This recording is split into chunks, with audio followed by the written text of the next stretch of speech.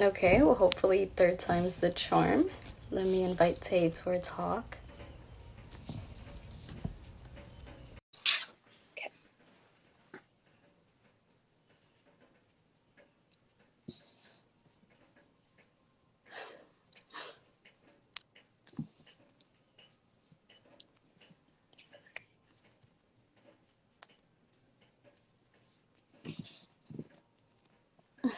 Okay. We're waiting on Tay to join our talk. I think we've been having some connection issues today.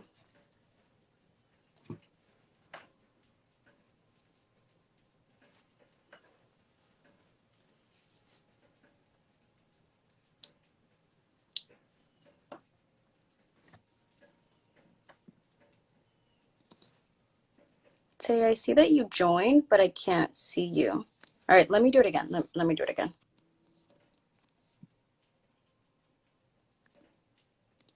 Wait, hold on. So weird.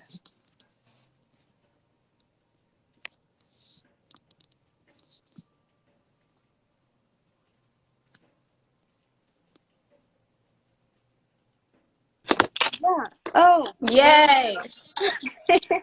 did you Request. request it? Or you finally got my request? No, I finally got your request. Okay, I did it like 4 times. It was so odd. Oh my gosh. Okay. I'm like 2 feet tall in person, so I have these pillows that I'm sitting on so that we can actually see me. I So see don't you. mind Just like getting go a up and little down. bit closer. I don't mind. All right, well, let's do this again. Yeah, let's get started. Okay, my name is Carmen Miranda. I help Sunita with her social media. I am a volunteer. I do have a part-time job other than this, which is with Ampersand Professionals, and I take care of my brothers full-time. But luckily, next week they're going to start going to daycare. I'm going to have more me time. I'm excited for that. And I am a sexual assault survivor. Go ahead, Tay. Hi everyone, my name is Taylor. My friend's Tay. I am the founder and CEO of my brand Tay Talks, which is a small business that is curated towards mental health and wellness of survivors, specifically survivors of color and those that have been impacted by any type of trauma. I am a survivor of sexual assault and intimate partner violence. Aside from my business, I am a full-time student. I'm going to be a senior in the fall, which is so weird to think about. I'm heavily involved in a lot of extracurriculars on campus with my sorority, student government, things like that. Yeah, I'm just looking forward to this conversation and talking about mental health and how to navigate it all, especially in a pandemic, especially for survivors. So, yeah. I agree, and I hope this discussion can encourage other people, to talk things out. A lot of times we do hold into a lot of negativity, and I suffer from that myself. There's times where I have like these thoughts that I don't want to think about, and I immediately go to something to distract myself. And I've talked about this with my therapist, and she thinks that the reason I am so involved with different things, I forgot to say, I'm also a senior, well, about to be a senior next semester. Um, which is great. I feel like I've been in school forever. But yeah, she thinks that the reason I'm so involved with so many things is just to keep my mind distracted. And in a way, yes. And in a way, it's just how I feel fulfilled. Yeah, absolutely. I can definitely resonate with that. I have a very busy and tight schedule. As you know, it was even hard like to try to schedule meetings with each other. And I think it's a way for me to cope and a way for me to just be distracted. I've noticed that if I'm not busy, if my schedule is not set, if I don't have a routine, I'm left with having a lot of negative thoughts, and not necessarily negative thoughts regarding self-harm, but negative thoughts regarding my trauma, the guilt, the pain, whatever triggers, flashbacks, so on and so forth. And I don't know. I remember when we met, you described my lifestyle as high functioning anxiety, and I've never been told that before. So I spoke to my therapist about it, and she didn't agree or disagree. She just let me make that choice for myself. And I was like, yeah, no, Carmen's definitely right. Like, I definitely have high functioning anxiety, and like, it's okay though. And she was like, yeah, it's fine. You just need to figure out ways how you manage and cope and what works for you, right? And so I think that I can definitely resonate with the active schedule and involvement for sure. Isn't it odd? I kind of beautiful in a way how therapists will never tell you like the right or wrong answer. They just like ask you questions. They let you talk things out until you get to a sort of conclusion, which is odd because it's like, why can't I do that by myself? You know? Right. And this morning I was like showering and I was like, you know what? Like I'm gonna take this morning to have some me time because usually I like wake up, get ready, go to work remotely. Mm-hmm. And I was just like, okay, Carmen, focus on the music, focus on the music. And I kept going back to these conversations in my mind where I pretend I'm talking to my therapist about like all sorts of different things, like stressful things. And while it may seem helpful, sometimes it feels like I can't get those thoughts out of my head. And you mentioned high functioning anxiety. I think I mentioned high functioning stress, but I think they're very similar. And I think it'd be really great if you tell everybody a little bit about your background in terms of the way you grew up. Yeah, so I was raised in a two-parent household. Both my parents worked my entire life, still to this day work growing up. I'm from Chinese Caribbean ancestry, so my mother's side is Chinese, Jamaican, Cuban, and my dad's side, both of his parents are Chinese. Both my parents are first gen, and so there has been I've grown up with a lot of different cultural backgrounds. I'm also the firstborn and the oldest and the only girl for my parents and for my grandparents on both sides. So I have a brother, and then my cousins are all boys. And so there's a little bit of pressure with that in terms of social. In addition to that, I think my grandparents, when they immigrated here to America, they came here absolutely nothing and worked very hard to build the foundations that they have now. And I think there's a lot of pressure from both of my parents to be exceptionally great, right, and to be So super successful. And so I've had, sorry, go ahead. before I feel like we're moving into how we came to be with this high functioning stress. But before we do that, I really want you to talk about what do you mean when you mean it's really hard to be the only girl, the only grandchild, the only daughter? What does Yeah, that mean? for me personally, I don't really feel like it's like I actually enjoy it. It like makes me feel good. Being the only girl, like that's just like my own ego. But I think there is a lot of pressure and expectation, at least for me, being the firstborn, being the only girl, is to be exceptionally great, like to be perfect almost. Um, and I'm kind of like the poster child for I think my family.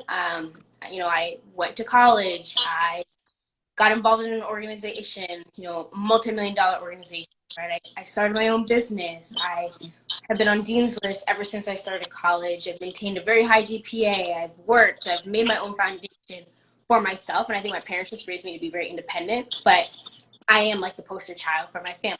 I don't have children running around. I haven't had anything like negative, right, that has occurred in my life in the sense of that has been a disappointment to my family and our cultural values.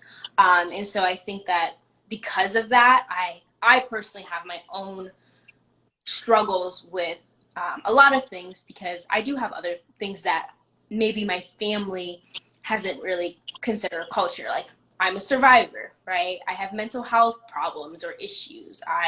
And I think that those things are not very talked about in my culture. So I've struggled with those, like I guess being the what feels like the only person that has experienced this. And for me, it's like out of that perfect model, if that makes sense. Yeah, it does. And so I find it really interesting that I guess I was expecting a little bit more of sexism because you're like, well, I'm the only girl. And well, I guess the reason I say this is because in my family growing up, I'm not the only girl. I have a sister and I have two brothers, but I am the eldest. So my mom would always be like, hey, you're the woman, like you need to clean up after your brothers, you need to take care of your brothers. And I started taking care of them when I was 11, and it's two of them, and their special needs. It can get really difficult, and I feel like sometimes when I try to have that conversation with my mom of like, hey, like these things are really heavy on me. I'm having a hard time coping with this. She would just like go back into like, oh, like what do you mean? What do you mean you can't do it or something like that? But as far as the high functioning stress, she also we were also first generation. She came here with my sister and I like in hand. We were really tiny, and she was single, a single mother. So growing up, it was just seeing her like work all day, all Mm. night, hardly seeing her, like not really having that emotional connection with her.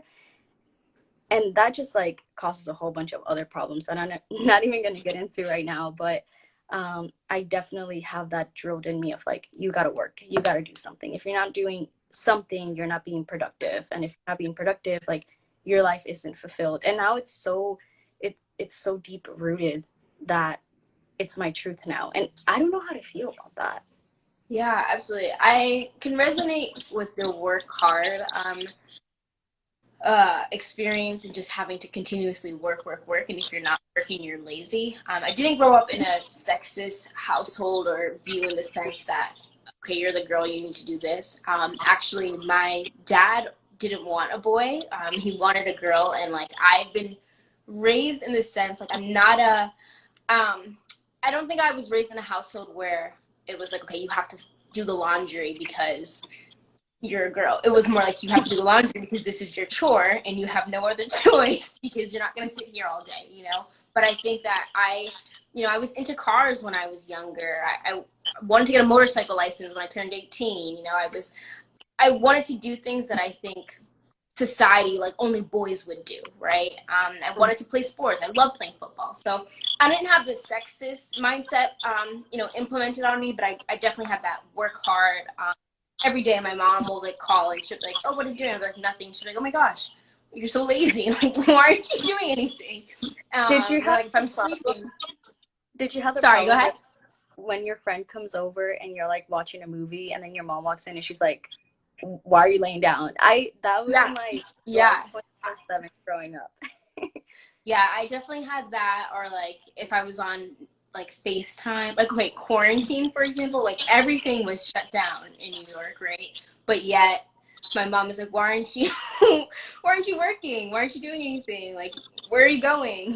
And so yeah, I think that mindset definitely comes from families who had to build their way up here in America. I think that that's truly where that work ethic comes from, because every single person in my family, my extended family, um, we kind of all have that similar trait. I would say that my grandparents on my mom's side are definitely more intense with it. Like my grandmother is 79, and still runs our family business all day, every day, 24/7.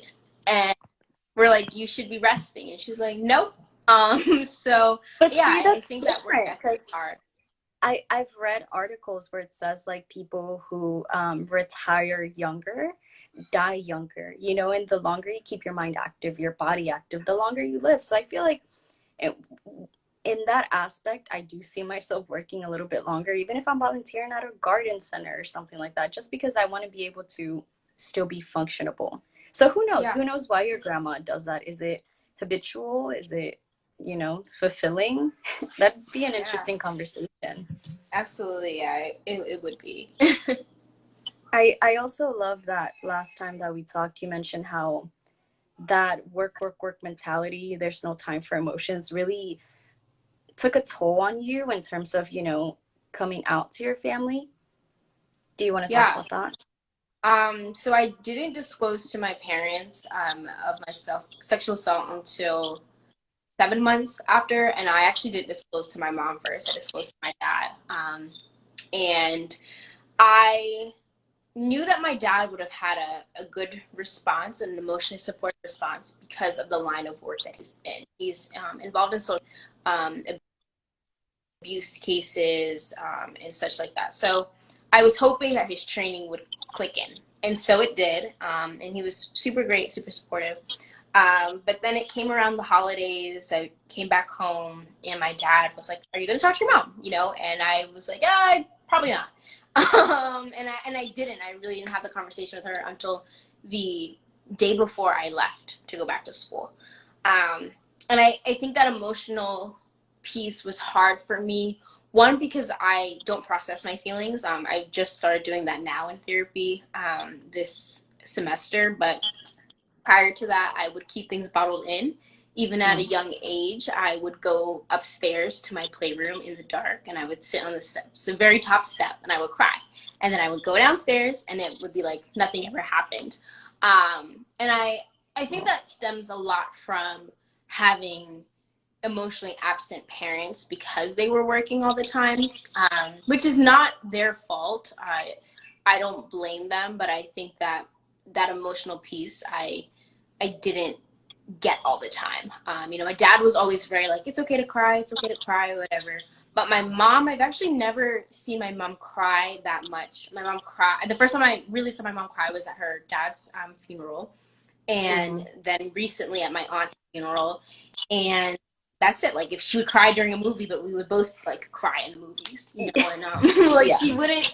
There was never ever a discussion of emotions and feelings, and my mom keeps it very bottled up. I actually have My mom and I are very, very similar. We're the exact same person in the sense of our personalities, and it's very closed off and harsh. But then when you get to know us, it's we're warm, we're friendly, we're bubbly, but initially it's a very reserved personality, and it was really hard to share with her the pain. I actually broke down when I spoke to my mom, and same for my dad, but I had a very hard time just talking with her and having that connection. And even when I was speaking to her, she had no like emotional reaction. Like when I was on the phone, I told my dad this over the phone, and I could like hear his voice breaking.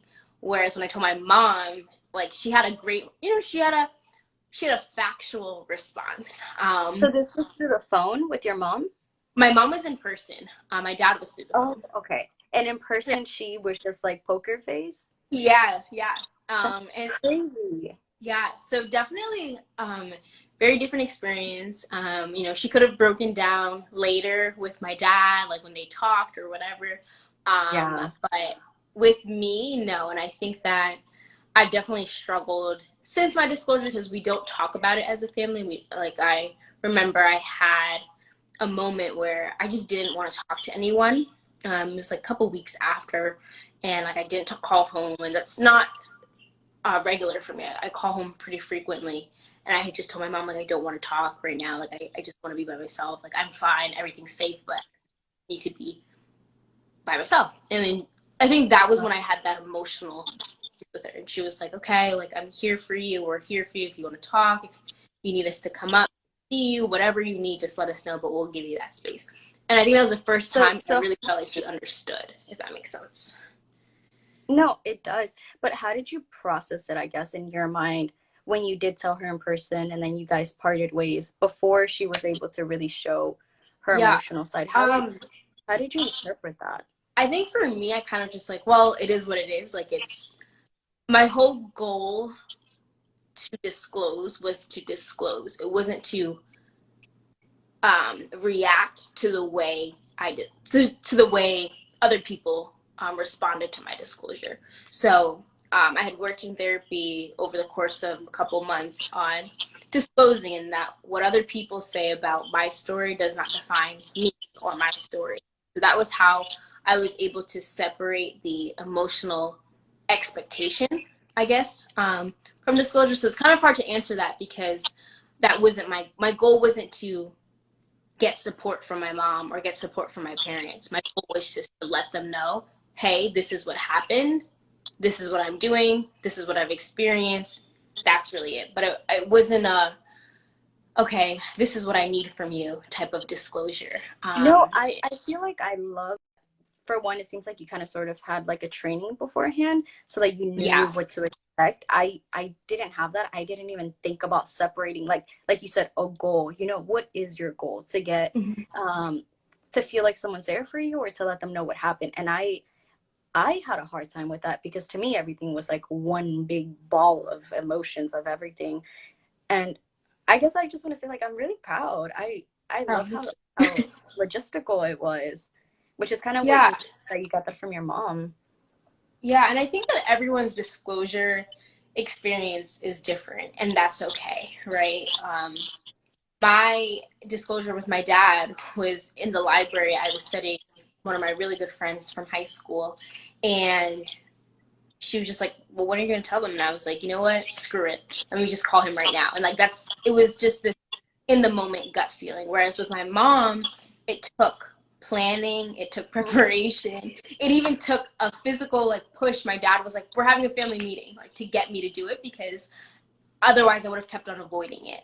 And I was ready to talk. I was ready to have a conversation, but I just didn't want, like, I didn't I was just like, oh, well, we can just keep going a couple months. Like, what difference will it make if I won't tell her, like, between 7 months later and, like, 20 months later, you know?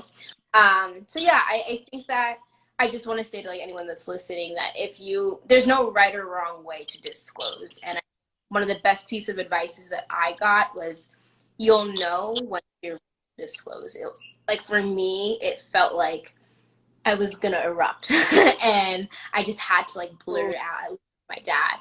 And I also would say that no matter what anyone's response is, that your story and your experience is just as valid. And I think that's what helped me to separate between those emotions, and wondering, like, oh, well, who's going to believe me? Who's going to, like, what are people going to think about me? I really had to separate between those thoughts.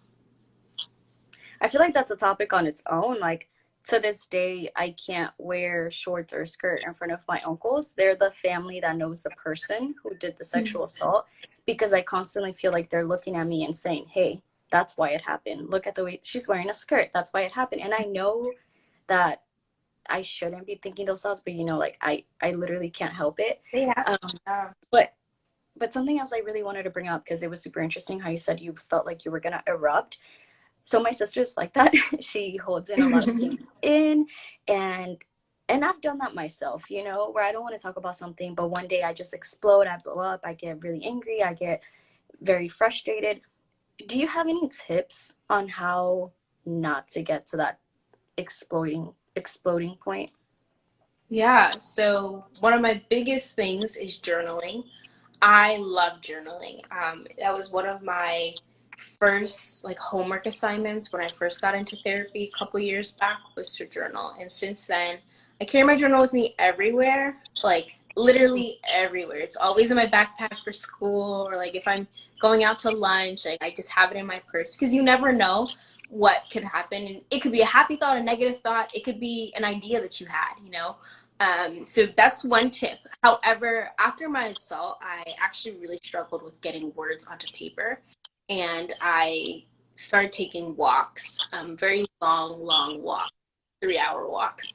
And on those walks, I used to take, well, this just started like for a while because I just needed space, and I couldn't, because I was holding this all in and no one knew what happened. I needed space. And so those walks were like my time to breathe. It And seems whenever I almost had like thoughts, meditative because yeah, that's exactly. long. And what I would do if, yeah, it was really long and super peaceful. My dog was like always out of breath, and so I'd have to like drop her back home and then continue my walk. But on those walks, I would use my phone. I have an iPhone, so I would use the audio recording like app, the feature, and I would just like talk it out.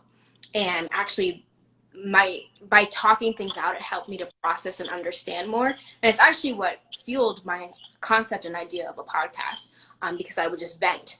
And so I would say if you're struggling to get words to paper, definitely use that as a trick. Another thing that helps for me is like finding some sort of grounding tips. So that might be breathing. I definitely meditate a lot. Counting to 10. One great trick that has worked for me is counting. So it's called the ABC method. So for example, the theme is a fruit. So you would go apple, banana, cantaloupe, and you would keep going until you get stuck.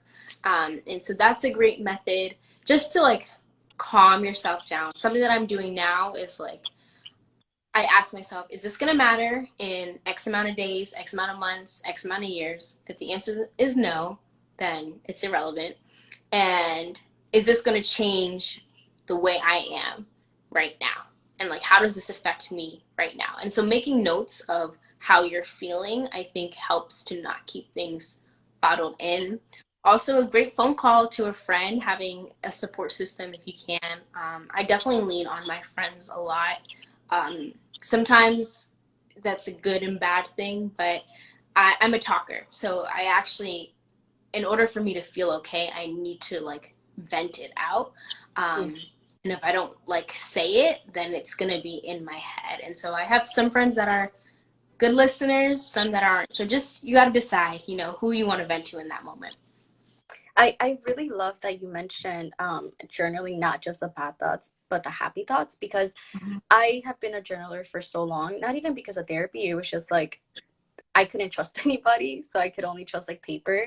And then I would get super conscious that someone was going to find them, so I would hide them in crazy places. And I Yeah, have lost yeah. so many. But I feel like growing up, I've had a lot of resentment to different people who have hurt me. And Mm-hmm. writing happy thoughts is something I want to try, remembering that there are good things. Because sometimes I go back to read my journals and I'm just like, dang, that happened. Oh my God. Like, it's all bad things. And it'd be so beautiful to just remember like a nice little moment that, you tend to just easily forget Yeah, about. absolutely. When I was involved in a car accident, it was a very traumatic experience for me. And one of the ways that I was able to make sense of the things around me um, was by drawing. And I used to have these, like a pack of colored pencils, and I would actually draw pictures in my journal. And then I would put a quote underneath the picture. And so I haven't done that in a while, but I think that I love art, so I was able to connect something that reminded me of my childhood and put it onto paper. I definitely say, yeah, having some positive thoughts, but not like toxic positive thoughts. Like just positive thoughts that I don't know if you got some flowers, one day and they really made you happy, like write about that. Your journal doesn't have to be negative. I think you definitely bring up a good point. Like sometimes you read your thoughts, right? And you're like, oh, like wow, I was really having a rough time, right? But I think for me, like a suggestion might be maybe to write an affirmation down or something that you're feeling in that moment. And even if it's like I personally don't like summer, so if it was like winter and it was snowing, maybe I would write something like, "Oh, it's snowing, and this is how I felt." Again, for me, my goal is to really just try to connect my feelings and emotions. But your journal doesn't have to be a negative thing; it could be whatever you want. Sometimes in my journal, I write my list of to dos, and so whatever it is, it's your space and it's what's gonna make you feel good. I agree. I'm definitely a list person. And it does help me organize my thoughts because I've come to realize that if my mind is not organized, the space around me starts getting unorganized, and then Mm-hmm. and vice versa. If the space around me is unorganized, my mind is just like, oh my God, I can't function. But another tip you mentioned last time that I really loved was, which is something I haven't actually tried yet, but I want to, is verbally saying all the things you would say to your aggressor or the person who did sexual assault or just someone who hurt you in general, in a place where you feel safe, probably when you're by yourself, and just say everything that's on your mind, the things you should have said, the things maybe you should have done, how you Mm-hmm. feel. It just sounds so liberating. Yeah, that is. I'm laughing because when I was first advised to do this by my therapist, I was like, ew, like absolutely not. I'm not doing that. Like who has time for that? But ironically, I actually talk to my perpetrator quite often. I have a lot of anger still that is left inside of me, and so I talk via the app, the audio recording, and I say what's on my mind. I remember couple months ago, I actually wrote a letter to my perpetrator. Didn't like send it or anything, but it was almost 3 pages, 8.5 by 11. Wrote it on copy paper, and I wrote out everything I wanted to say. And I put it in an envelope. I had like a ceremony. I had candles. I had like incense going. I did yoga, and I burned it. and I burned it like all, like literally saw it like crumple into the sink. And it was so like such a great feeling. I don't even know how to describe it, but I felt like Superwoman. And it was, there was lots of tears, there was lots of like everything going on, but it was really great. And I think that throughout my walks, especially when there's times that in the beginning, my perpetrator was like contacting me and like being harassing, and I was very flustered with that experience. And so I would run, and like that was how I would talk to my perpetrator. I would like run and like talk to them, and probably looked like weird talking to myself, but didn't care because I needed to get that out, And I think that there's no other experience like that, and I really encourage those to try it out. It's weird at first and it's scary, but I think it's helped me to process that I still have a lot of feelings left, and you I love know that. yeah. And to I highly encourage whatever it is for you. If it means yelling, if it means talking in the mirror, going on a walk. I love to box, and that was something I didn't want my perpetrator to take away from me. And I just got back into boxing, and I literally fight the demon that's inside of me, and it makes me feel alive. And so I think that that's probably my biggest advice as a survivor is coming to terms with being able to your perpetrator. Not physically talk. Me personally, like I could not have a face-to-face conversation with my perpetrator, but at least being able to talk to them and say, hey, like I'm upset and you did this and this is what you did, and this is how it's felt, and this is how it's affecting me. Like you're living your best life and I'm in therapy, and having those real honest conversations, because I think it brought validation to me in regards to my feelings, my emotions, my experience, and it made me feel like no, I matter and I deserve to be here, and my Agreed. this trauma is not okay. I agree. And I will say that whenever you were talking about the little ceremony you had, I don't know why, but like so much emotion kind of took over me. I've never done that, but it just seems so thought out. And how you said you saw the ashes burning and everything just disintegrated. It was so symbolic too. Maybe the way you felt, maybe the way you felt about those words, finally being expressed, and and it doesn't matter whether he hears these words or not. Is more of a something that affects you and how you feel, and I love that. Yeah. And what was I gonna say? Oh, I'm sorry, my cats are fighting outside. uh, I forgot. Sorry, I have a terrible memory sometimes. It's Oh, okay. I remember. I remember. Okay, so after my sexual assault, I had a super Mhm. hard time like dressing up, especially wearing the clothes I like. And that's something that I didn't want that person to take away from me. And it wasn't just him. You got to keep in mind that there was a lot of people in my family involved that didn't have my back. And I'm definitely never comfortable around men. I'm never comfortable with certain family members. I shut myself away from so many people.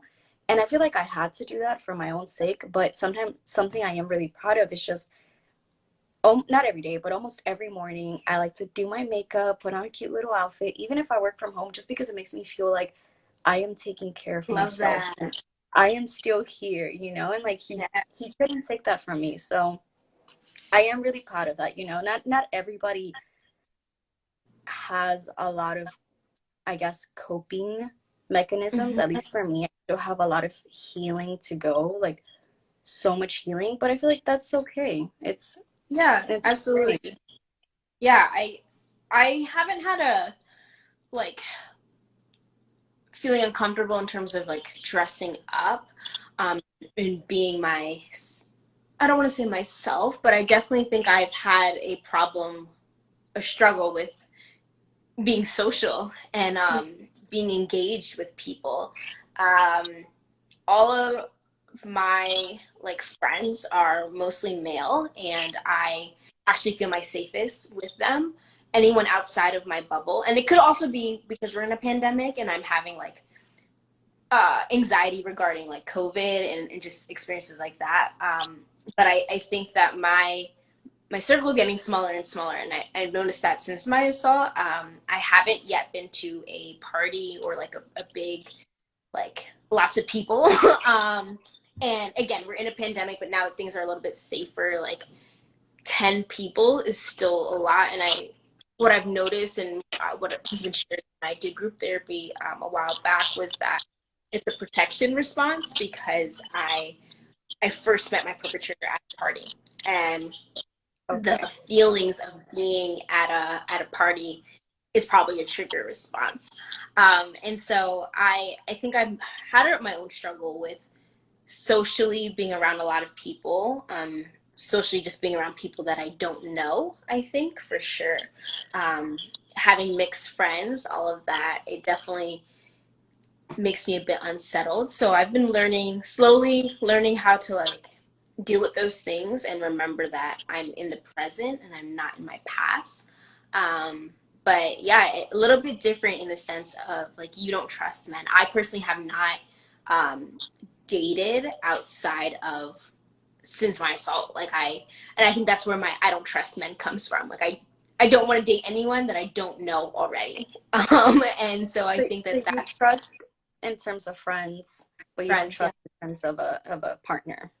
yeah, yeah. I think that at least with a stranger, like if I went to a party now and or a brunch and I met like a man and he approached me, I wouldn't even like I probably wouldn't even speak actually. And I wouldn't do that. But if I saw, I don't know, an old friend and I knew them, trusted them, and they asked to go out, yeah, probably I would be hesitant at first, I think, but I would probably feel more comfortable being that I knew that person. I feel So like that's yeah, so it's important, because yeah, at it's least definitely for me, we're lagging, so I don't know. yeah. Go ahead. I know you go Okay. first. What was I gonna say? For me personally, I feel like I've had this habit of pushing people away, including my friends, including my family, and I especially did that right before COVID. So when COVID hit, I was like completely alone, and it was like COVID. Honestly, the peak of COVID was one of the worst experiences of my life. But I guess what I'm trying to say is we take so many of these old friends for granted, and at least for me, I was always like, oh my God, like I did this to myself. I don't have friends. Like I did this to myself. But instead of seeking new friends, it's just good to say, hey, how are you, to an old friend, and be that friend we want to have. Yeah, absolutely. I think for me, I lost a lot of friends after I disclosed, and I realized who my true friends are, and those are the old friends. Those are the friends that have been through life with me, have had my back, have we've fought and like have not spoken for X amount of years, and we Mm. came back, and not the new friends that I met, you know, later on in college. And I think that that is so true. That's so valid in the sense that it's good to have the old sometimes. And I think that the old helps you to remember who you are and what your values are. Um, Do they all know, by the way? Do all your friends know? no, no, not all my friends know. And I've kept it that way in the sense that I don't trust a lot of people. I think my core friends know, but in the sense of new friends, no. And uh, I didn't want to. I wanted to tell my parents first and then disclose to my friends. But honestly, again, with my disclosure process, I didn't feel like I needed to disclose to anyone actually. And I felt like I can do this. I can do this on my own. And it was actually in group therapy where I was reminded that I don't have to do this on my own and I don't have to be this strong woman. I can lean on people for support. And I think that from that experience, that's when I started opening up more to friends and family. But prior to that, no, not really. And it's ironic because on my page, on Tay Talks, my podcast, I'm super vocal about this. But It And is. so I feel like everyone knows, like if they follow my page, like they definitely can put two and two together. But yeah, I never like I directly. Yeah.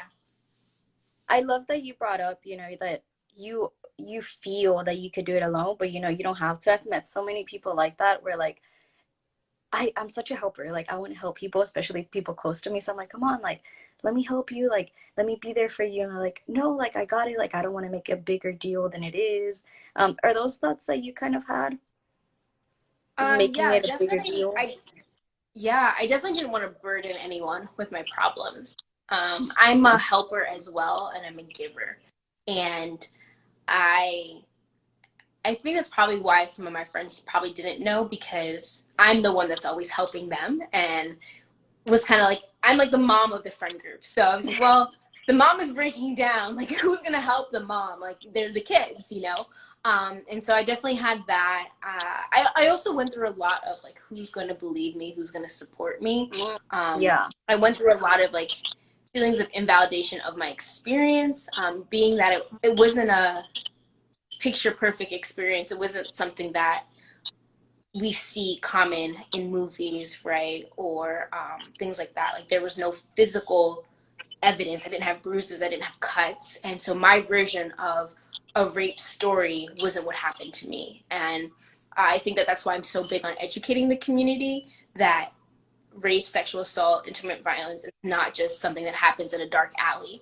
But a It lot can of happen. people have that mentality. A lot of Yeah, people. a lot of people do, and I think that that's a huge problem. And I think that's why myself, people in my support group were very, very scared and nervous to share our story because people only have that one side of you. And if it's not that, if it's not, oh, it's happened in a dark alley, you didn't get a rape kit, you didn't have these physical marks, you weren't pushed against a wall, then it's not rape, right? Then it's not sexual assault, then it's not abuse. But there's so much more to it. There's emotional abuse, there's mental abuse, there's financial abuse, there's so many different layers, as you know. And I think that I definitely had that. And when it came to my disclosure, it was like, okay, well, I'm already doing this on my I've been doing this for the past couple of months on my own. I don't need to really tell anyone because A, who's gonna believe me? B, I don't need to know, like I have a very like I don't care what people think mentality. So I was like, it's not gonna matter anyway. Um, but I think I definitely struggled with that whole component of talking it out, was the of who's going to believe me and support me. And when it came down to it, I again, like I said, I had people that loved me, supported me, that were my foundation, my rock, and but then I also had people who said all of that and then ended up hanging out with my perpetrator. And I also had people that just didn't support me. And those individuals, I realized that I didn't need in my life, that they were temporary. And so I I, think that, again, a lot of not emotions, excuse me. I agree with that. And you know, you said that before you like doing things by yourself. How do you let people help you now? How do you allow people to be there for you? Yeah, so that's something I'm still struggling with.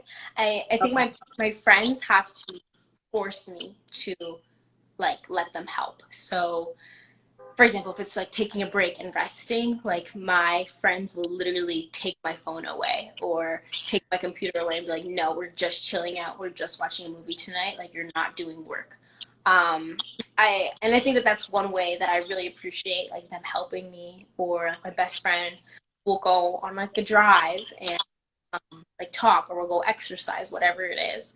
Um, but I think that I need to be able to chill out and relax and not give everyone my time, and that comes with boundary setting. For sure. But I think when you're a helper, when you're a giver, it's so natural, right, to want to do everything for everyone. But then what are you doing for yourself? Right, like you can't give to others if you're not okay. You know, I can't help someone if I'm not okay myself. So I think my friends do a good job with like, in a sense, demanding that I take a break or demanding that I just rest or we go out somewhere. And I'm a planner, very, very type A, and so if we go out, like if they ask to go out, I'm like, okay, well, where, what time, like what do we have to wear? Like that's the type of person I am. And so I think I appreciate if they're like, hey, we're going to dinner tomorrow. This is the reservation. Be there. And I'm like, okay. So I think, yeah, just learning to let go little by little. That's really good. I really like that you're allowing yourself to have that. I feel like, well, I read this thing yesterday actually, and it said, downtime is an investment to productivity. And I know like people like us who are constantly like spreading ourselves out there. Low battery, my bad. But yeah, so I have really taken that and been like, you know what, you're right. I can't you After a certain hour of just working or doing something, you're not really being productive. You're more like a zombie. At least that's Yeah, how I feel like. yeah, you're a zombie, and like I'm always running on E. I don't sleep that much. So yeah, your rest is important, and I think the way I manage that is by designating like certain weekends where I'm just resting. I'm not doing anything else. I'm just either sleeping or I'm watching a show, but I'm not doing anything. And I just started implementing those like a couple months ago, and it's been very helpful for people like us that are very on the go, that are spreading ourselves thin. And it sort of helped with the burnout. Another thing, burnout and stress ages you. It's like, okay, we want to do all these things, but we're literally burning ourselves out, our lives, our lifespans, our faces. You can when someone's like stressed, and it can be permanent. So that's another thing that I'm like, okay, you got to take care of your body, you got to take care of your mind. um That's and you super too. important to me. Yeah, I used to do 2 a day workouts. I like stop now with like school being so intense this semester and just like having a lot of mental stuff going on. But workouts for me are a huge way that I keep my fitness, but also keep my sanity. I'm very big on skincare, so I have like a very specific and set skincare routine, which like I think helps with that like self care practice. But I also try to eat very clean as much as possible. Um, and so yeah, I think Random take caring of. question, but sorry, sorry for Sorry, interrupting. go ahead. I have a super random question. Are you OCD by any chance? Okay, I've interesting. never been diagnosed with it, so no, I don't, I don't think so. I probably have like certain patterns and behaviors, but I, But I don't not to know. be I've never, diagnosed. yeah, not to be diagnosed. Yeah, Yeah, just curious because I know some people like cannot have a good day without doing their routine. I'm definitely not that person. I don't know why I don't break out like crazy because I don't do anything. But anyway, I did want us to talk about the talk with our yeah, parents. Did you ever like initiate that with them? yeah.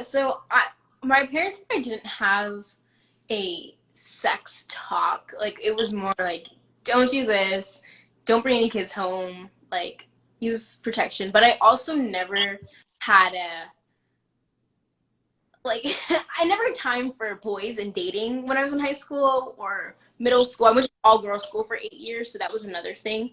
Um, and it never really came up, I think, until maybe junior year when I was like, oh, like, what if I started dating? And I think I like brought it up as a joke, and they were like, oh, well, like, are you dating? I have a boy, like boyfriend, and like all these questions. But yeah, I think growing up, it was just like, oh, I'm not allowed to date, kind of.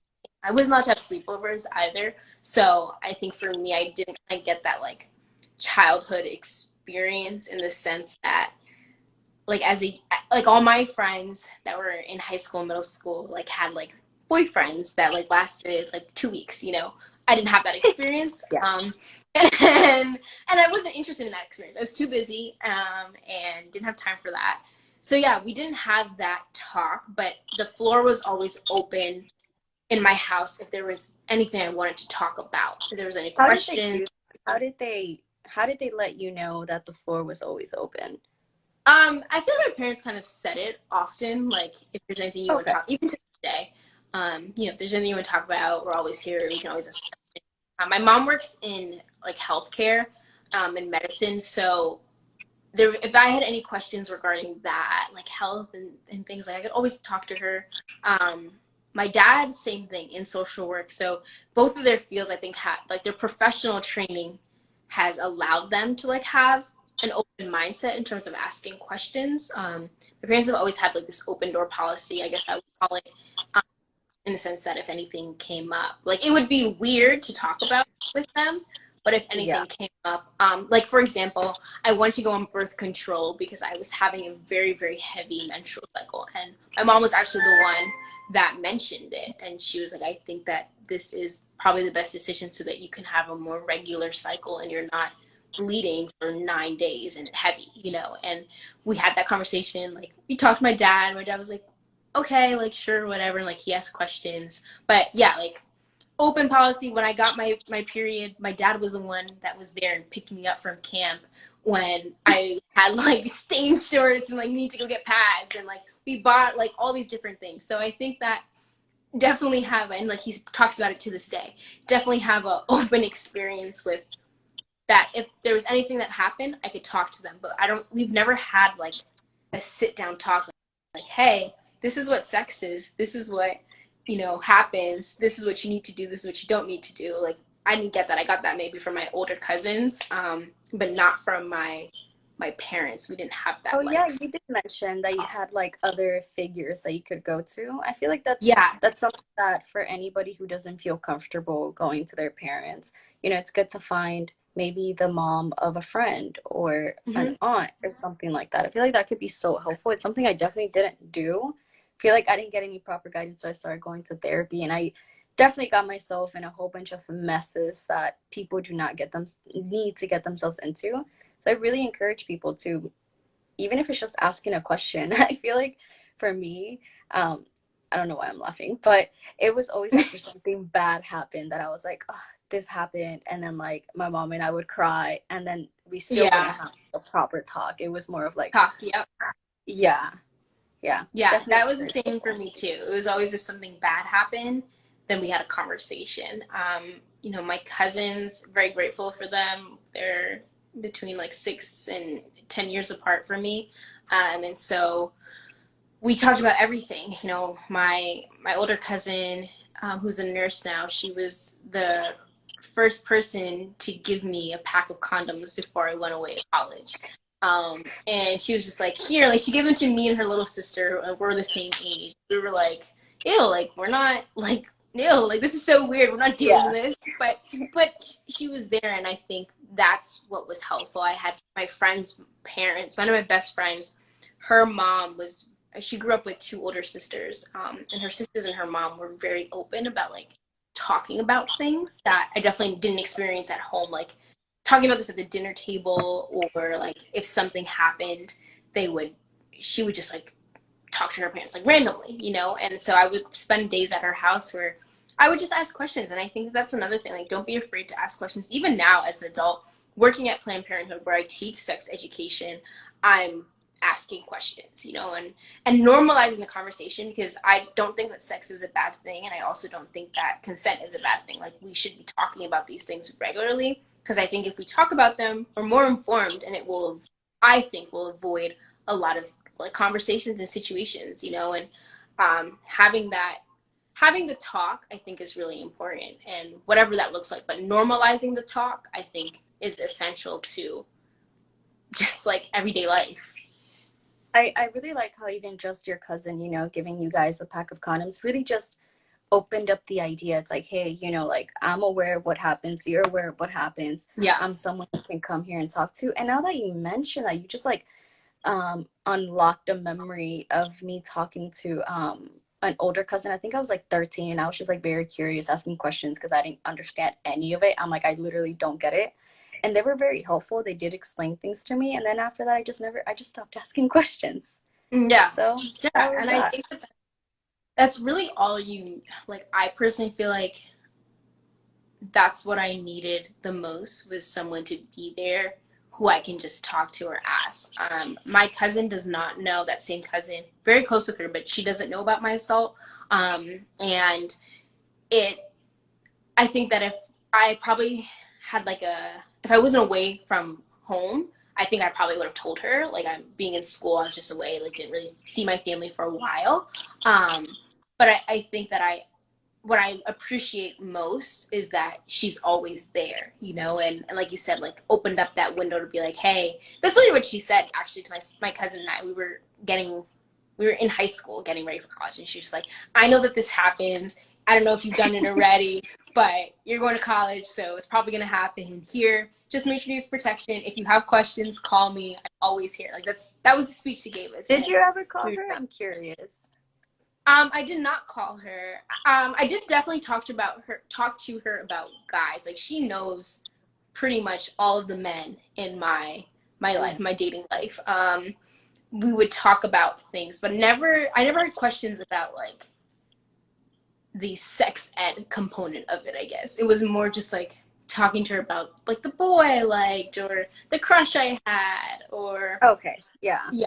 But yeah, I never called her for like, hey, I don't know, like the condom broke and I don't know what to do. Like that's never actually happened to me. So like I didn't have like I've never had an alarming situation, I guess, where I felt like I needed to call her, you know?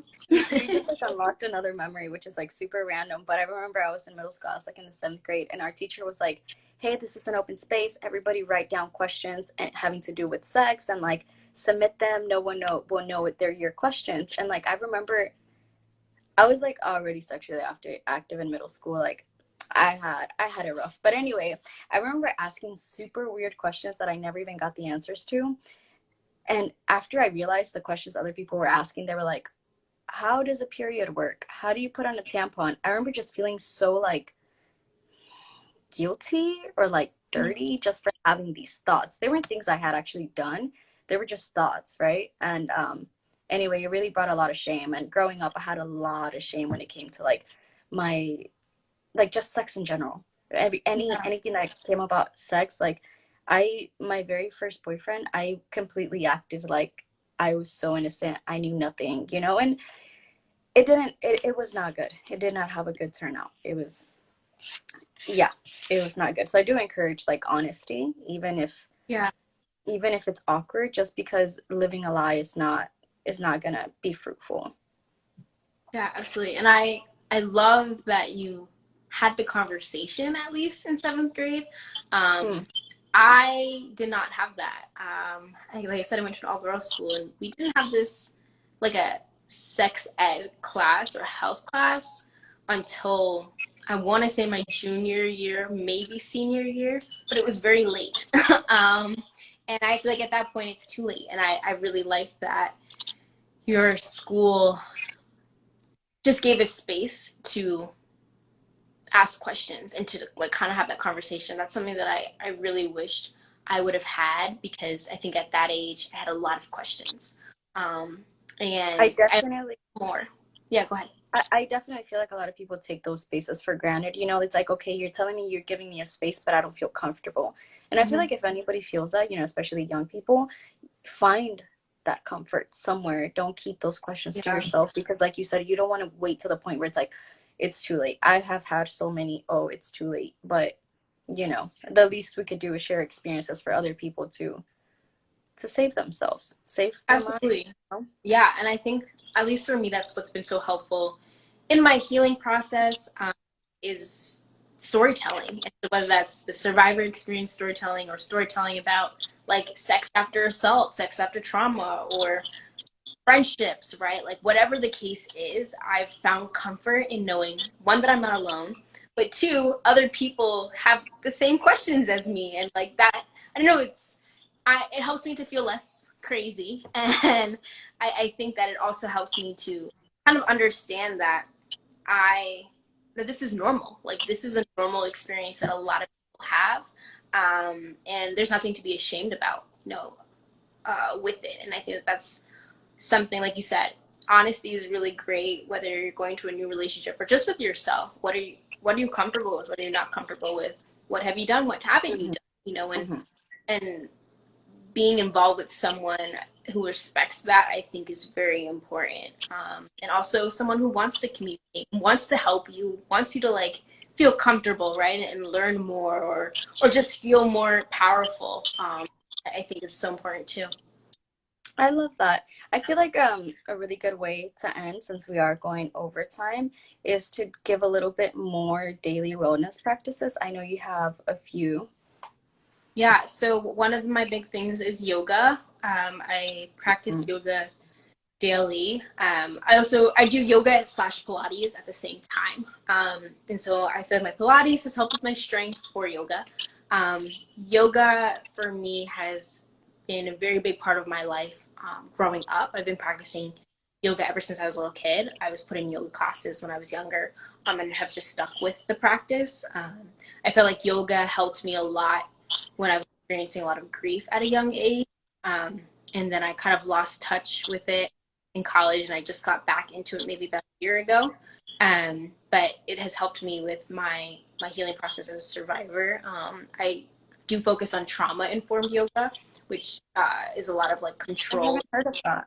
Really great. It's a lot of control and breath work, and also making the choices for yourself in yoga. So I actually taught a trauma informed class maybe about a month or two ago.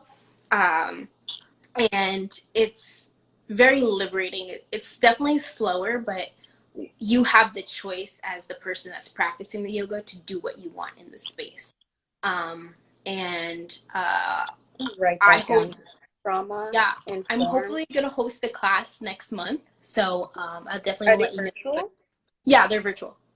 Yes, Um, that would be fun. they're That's a really great thing. I hold a lot of my emotions, I guess, in my chest. That's where I get the tightness the most. So I do a lot of like open heart yoga, like, and that's through trauma yoga, which is great. What else is really great? I love to cook. I love to bake. So practicing those daily wellness like things for me. So figure out what's good for you. If you like to exercise, exercise. I knew you Photography. mentioned you put your phone on Do Not Disturb. Oh yeah, yeah. So my phone goes on do not disturb. This is like literally the funniest thing. My friends tell me I don't care about their lives because I put my phone on disturb from 9 a.m. My phone is on do not disturb, and so during that time, like if you need to get in touch with me, you have to call 3 times. And those that know that my phone goes on do not disturb, they know that they have to call 3 times, and then my phone will ring and I'll pick up. But yeah, and I have a cutoff window, so I don't function well at night, so homework stops when the sun goes down. And probably a little bit before, so like Yeah, around 5 o'clock. me too. My homework is, I can't, I'm an early bird type of person. I get up at like 5 in the morning and I can go. But yeah, setting that time away from your phone, I think has been really good for me. I do take a lot of Instagram cleanses and breaks. Um, and so my personal page, I definitely like not as active on there. I take a lot of like time and space away from that. Lately, Tay Talks has been a little bit too consuming for me in terms of having Okay. triggers and stuff like that. So I've taken breaks. So I think listen to like what your body needs and what you mentally need in that space. But taking social media cleanses are really great. Do not disturb is awesome. Um, and yeah, just trying to be present in the moment as much as possible. Like I went to the nail salon, and instead of twiddling my fingers on scrolling on Instagram while my feet were getting scrubbed, I put my phone in my purse and I just stayed present on what was going on in front of me. So that just like little habits that you can implement in your That's a day to day. great habit. That's a great one. I will finish off with something that I recently learned. I think I was explaining to you like the synapses when you have like a thought and then you connect that with that emotion over and over Oh again. yes. You catch Mm-hmm. yourself in these negative thought cycles, thinking about the same things and you get the same emotions and you feel the same way you felt in the first time. And I guess for me, I've I struggle with like assuming. I tend to assume and project a lot. So something that I'm doing now is simply like holding off whatever I want to say, just don't say it, just wait, just even if you have to distract yourself with something. And Mm-hmm. then eventually things roll over, you find out that whatever you were assuming is not even true. And for me, I just avoid so many arguments that way. And Yeah, I love that it, idea. it's I'm a definitely gonna small take little note on success. that. Yeah. Well, thank you, Tay. I like talking to you today. Yeah, of course, me too. Thank you so much for having me, and we'll stay in touch. Yeah, for sure. Let us know if you're gonna do your trauma-informed yoga. It seems really fun. But I will. thank you again. Thank you again, and have a great rest of your day. You too. Bye bye. Thank you. Bye.